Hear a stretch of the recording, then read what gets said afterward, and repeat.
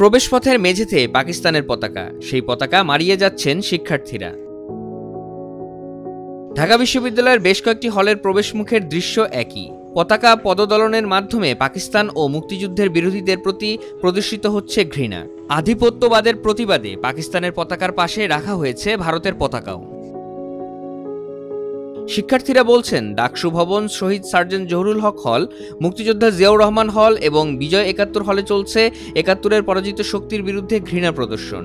স্টিকারগুলোতে no compromise with রাজাকার এবং রাজাকারের দুই গালে জুতা মারো তালে তালে সহ লেখা বিভিন্ন স্লোগান। ছাত্র সংসদ যে নির্বাচন হয়েছে সেখানেও যদি আমরা দেখি, আমাদের স্পেসিফিক যে মুক্তিযুদ্ধ বিষয়ক সম্পাদক নির্বাচিত হয়েছে, তিনি বরাবরই আমাদের এই মুক্তিযুদ্ধের ইতিহাসকে, মুক্তিযোদ্ধাদের সংখ্যাকে বরাবরই কটাক্ষ করে বিভিন্ন কথা বলেছেন, বিভিন্ন জায়গায় বক্তৃতা দিয়েছেন। তো এগুলো আমাদের ইতিহাসের উপর বারবার এই আঘাতের যে প্রতিবাদের থেকেই হচ্ছে যে আমরা এই উদ্যোগটি নিয়েছি, যে যাতে এই রাজাকার আলবদর এরা যে ১৯৭১ সালেই আমাদের বাংলার মানুষের উপর যে নির্মম নৃশংস হত্যাযজ্ঞ চালিয়েছে, সেই প্রতীকী প্রতিবাদ হিসাবেই আমরা চেয়েছি ঢাকা বিশ্ববিদ্যালয় থেকে অন্তত এমন একটি মেসেজ সারা বাংলাদেশে যাক, যাতে এটা একটা প্রতীক হিসাবে সারা বাংলাদেশে ছড়িয়ে যায়। যেহেতু আমরা একটা স্বাধীন দেশে বসবাস করি, সেই স্বাধীন দেশের বিভিন্ন বিজয়কে নিয়ে, স্বাধীন দেশের সেই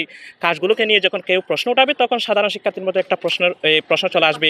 এবং স্বাধীনতা যাতে খর্ব না হয়, স্বাধীনতা যাতে কোনো মানুষের কাছে বিক্রি হয়ে না যায়, সেই স্বাধীনতাকে রক্ষার জন্য অবশ্যই এখানে যারা সাধারণ ছাত্রছাত্রী আছে তাদের মধ্যে অনেকে এই জিনিসটা নিয়ে অবশ্যই স্পৃহা দেখাবে, একটা আগ্রহ দেখাবে।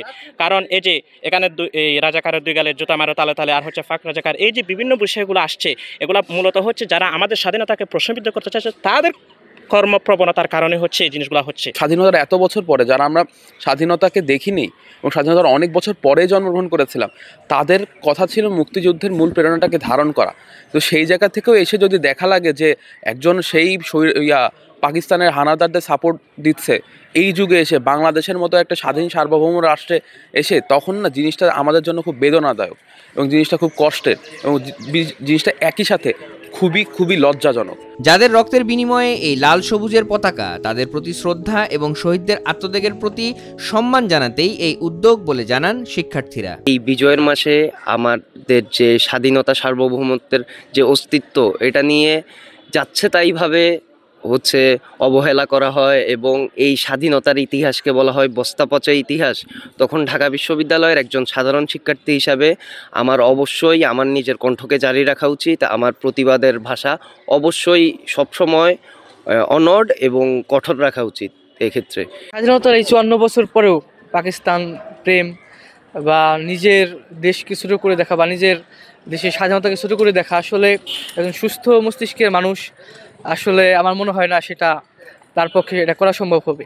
প্রথমে যেটা বলেছি যে এদেরকে ব্রেন ওয়াশ করা হয়েছে যে বিভিন্নভাবে, যে আমাদের স্বাধীনতা এটা আসলে ভারতের অর্জন বা ভারতের স্বার্থে বা ভারতের চাপিয়ে দেওয়া কিছু ভারতের দালালদের মাধ্যমে আমাদের স্বাধীন হয়েছে, এরকম বিভিন্ন কথাবার্তা কিন্তু আমরা নেটে দেখতে পাই।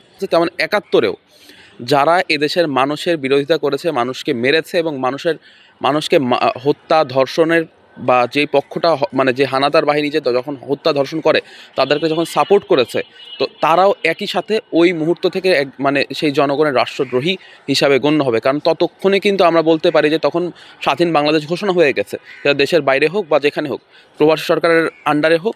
তো সেই মুহূর্ত থেকে যখন বাংলাদেশের প্রতিনিধিরা বলেছে আমরা আলাদা, সেই জায়গা থেকে যখন আপনি পাকিস্তানের সাপোর্টে গিয়ে পাকিস্তানদের সাথে গিয়ে বাংলাদেশের অত্যাচার করেন, হত্যা করেন, গুম খুন করেন, তার মানে তখন সেই মুহূর্ত থেকে আপনি একজন রাষ্ট্রদ্রোহী। স্বাধীনতার বিষয়ে কোনো ধরনের আপোষ করা হবে না বলে অভিমত শিক্ষার্থীদের।